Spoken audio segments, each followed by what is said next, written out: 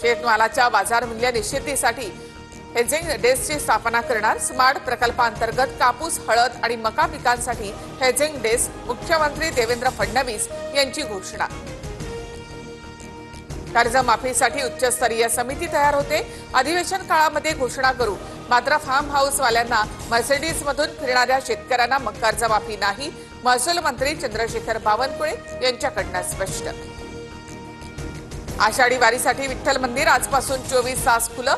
जास्तीत जास्त भाविकांना श्री विठ्ठल रुक्मिणीचं दर्शन व्हावं यासाठी नित्यपूजा वगळता सर्व राजोपचार आजपासून बंद। मुंबईमधील माहीममधल्या जुमा मशिदीकडून ऑनलाईन अजान ॲप सुरू। मशिदीवरील लाऊडस्पीकर बंदीच्या विरोधात मुस्लिम धर्मीयांचा उपाय।